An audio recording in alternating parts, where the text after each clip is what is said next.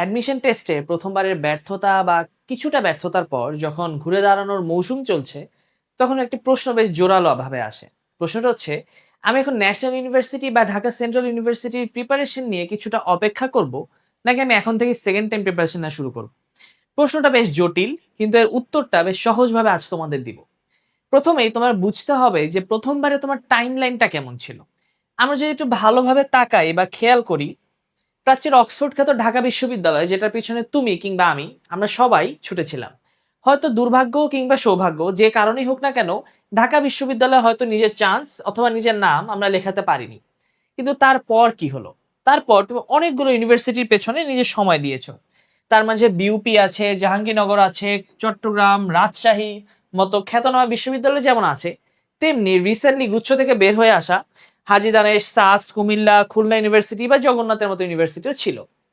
হয়তো এই ইউনিভার্সিটিগুলো তো নিজের মনের মতো সাবজেক্ট পাওনি, অথবা চান্সই হয়তো অনেকের হয়নি। কিন্তু এরপর আমরা কি করেছি? এরপর আমাদের প্রিপারেশন ছিল জিএসটির প্রতি। এবং এই জিএসটিতে যখন আমরা নিজেদের ব্যর্থতাটা আরো একবার নিজের চোখের সামনে চলে আসে, তখন এবার একটু থামতে হয়। এবার থেমে নিজেকে আগে প্রশ্ন করতে হবে যে ভুলটা কোথায় ছিল। তুমি যদি নিজের ভুলগুলো ধরতে পারো, তবে তুমি ডিসিইউ অথবা ন্যাশনাল ইউনিভার্সিটি প্রিপারেশন নিবে নাকি সেকেন্ড টাইম প্রিপারেশন নিবে, এই প্রশ্নের উত্তর অনেকটাই পেয়ে যাবে।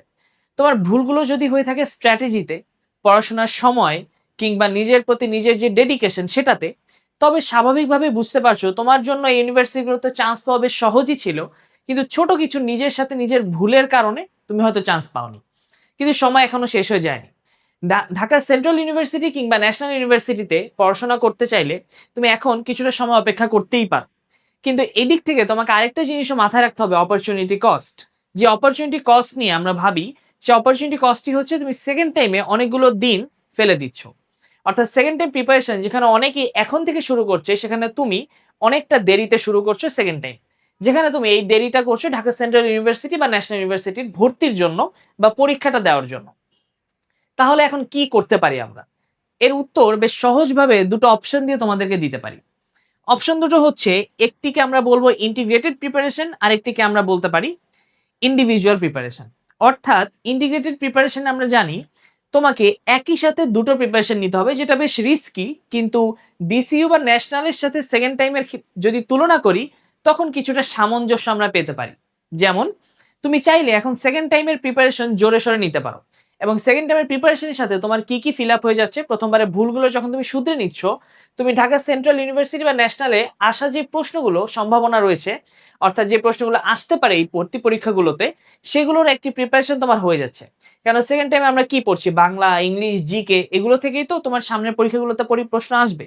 সো তুমি যদি এখন সেকেন্ড টাইমের প্রিপারেশন নাও এবং পাশাপাশি তুমি ঢাকা সেন্ট্রাল অথবা ন্যাশনাল ইউনিভার্সিটিতে পরীক্ষা দাও, স্বাভাবিকভাবে বোঝা যায় যে তোমার প্রিপারেশন অনেকটা এগিয়ে যাবে। হ্যাঁ, কিছুটা তারতম্য থাকবে, যেমন ডিসিইউ বা এনইউতে আসা প্রশ্ন আর সেকেন্ড টাইম ইউনিভার্সিটিতে আসা প্রশ্ন এক নাও হতে পারে। সেজন্য এডুকেশন অলরেডি তোমরা পেজে কিছু ক্লাস পাচ্ছ এবং আমাদের এর জন্য প্রিপারেশন চলছে। এছাড়া যদি আমরা সেকেন্ড অপশনটির দিকে তাকাই, ইন্ডিভিজুয়াল প্রিপারেশন, অনেকেই হয়তো চাচ্ছ না ডিসিইউ বা এনইউর জন্য সময় নষ্ট করব। অনেকেই তাই আমাদের সেকেন্ড টাইম অপটিমিস্টিক ব্যাচে ইতোমধ্যে ভর্তি হয়ে গিয়েছে এবং তোমরা আমাদের সাথে অলরেডি নিজের সেকেন্ড টাইম যাত্রা শুরু করে দিয়েছো।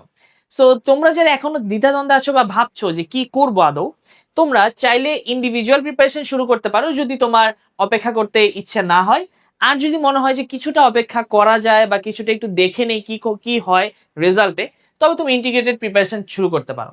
তুমি যেটাই শুরু করো, তোমার জন্য একটি বেস্ট কোর্স আছে, সেটা হচ্ছে সেকেন্ড টাইম অপটিমিস্টিক ব্যাচ। কেননা এই সেকেন্ড টাইম অপটিমিস্টিক ব্যাচে তুমি যখন ভর্তি হচ্ছ, অলরেডি তুমি আমাদের লাস্ট ইয়ারের 40 ডেজ রিভিশন প্ল্যানটা ফ্রিতে পেয়ে যাচ্ছ। তুমি সেখান থেকে তোমার যে ল্যাকিংস ছিল, যে গ্যাপগুলো ছিল, সেগুলো ক্লাসের মাধ্যমে ফিল আপ করবে। এর পাশাপাশি তুমি সামনে মে মাস থেকে তো আমাদের লাইভ ক্লাস পাচ্ছই। আর তুমি যে সেকেন্ড টাইম অপটিমিস্টিক ব্যাচে ভর্তি হয়ে যাও, তুমি ইতোমধ্যেই কিন্তু ডিসইউ বা এনইউর জন্য কিছুটা এগিয়ে থাকবে, কারণ ডিসইউ বা এনইউর জন্য ক্লাস ইতোমধ্যে চলছে। সো সেকেন্ড টাইম প্রিপারেশনের জন্য সেকেন্ড টাইম অপটিমিস্টিক ব্যাচটা তোমাকে আজ হোক বা কাল হোক কিনতে কিন্তু হবেই।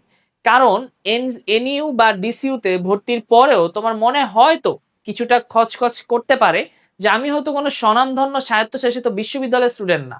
সো তখন যদি সেকেন্ড টাইম প্রিপারেশন শুরু করো, তখন কিন্তু বেশ দেরি হয়ে যেতে পারে।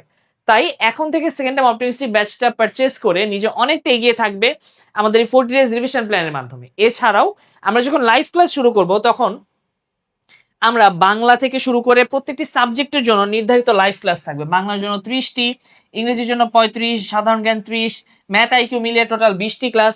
এছাড়াও তোমার টপিক ভিত্তিক উইকলি, মান্থলি এক্সাম তো রয়েছেই। এর পাশাপাশি সবচেয়ে গুরুত্বপূর্ণ যেটি দরকার একজন সেকেন্ড টাইমারের জন্য, মোটিভেশনাল এবং গাইডলাইন সেশন। এছাড়াও তুমি আর্কাইভ ক্লাস পেয়ে যাচ্ছ, অর্থাৎ প্রত্যেকটি ক্লাস যদি কোনো ক্লাস মিস হয়ে থাকে সেটি ওয়েবসাইটে রেকর্ডেড ভার্সনে পেয়ে যাবে। অর্থাৎ প্রশ্নটা জটিল হলেও উত্তর কিন্তু এখন তোমার কাছে। তুমি যদি একটি কোর্স কিনো, তুমি একেবারে জিএসটি পর্যন্ত, অর্থাৎ আগামী বছর যে সেকেন্ড টাইম পরীক্ষাটা দিবা তুমি, সেটার জিএসটি এক্সাম পর্যন্ত সম্পূর্ণ সাপোর্ট পেয়ে যাচ্ছ। এর পাশাপাশি সামনেই তোমার ট্রায়াল বেসিসে দেওয়া ডিসইউ বা এনইউর ভর্তি পরীক্ষাতেও তুমি কিছুটা অ্যাডভান্টেজ পাবে, কারণ এখানে তুমি ইউনিভার্সিটি ভিত্তিক কঠিন কঠিন প্রশ্ন সলভ করে ডিসইউ বা এনইউতে যাচ্ছ। সেখানে স্বাভাবিকভাবেই সেই প্রশ্নগুলোর উত্তর তুমি বেশ সহজেই করতে পারবে। আর এছাড়া এডুকেশনের পেজে চোখ রাখতে পারো, সেখানে অলরেডি ফ্রি ক্লাস চলছে। তাই সেকেন্ড টাইম অপটিমিস্টিক ব্যাচে দেরি না করে এখনই ভর্তি হয়ে যাও। কেননা পরে যদি চিন্তা করে ভেবে ডিসিশনও নাও যে সেকেন্ড টাইম দিবে, তখন কিন্তু বেশ দেরি হয়ে যাবে। তোমার অন্যান্য ফ্রেন্ডরা তোমার থেকে অনেক দূর এগিয়ে যাবে ততদিনে। তাই সেকেন্ড টাইমে এক একটা দিনও অনেক বেশি ইম্পর্টেন্ট। আজ থেকে শুরু করে দাও নিজের সেকেন্ড টাইম জার্নি, অথবা ডিসইউ বা এনইউর পাশাপাশি second time journey. Second time optimistic ব্যাচে ভর্তি হতে কিংবা কোর্স সম্পর্কিত আরো বিস্তারিত জানতে যোগাযোগ করো আমাদের অফিসিয়াল ফেসবুক পেজ কিংবা আমাদের হটলাইন নম্বরে।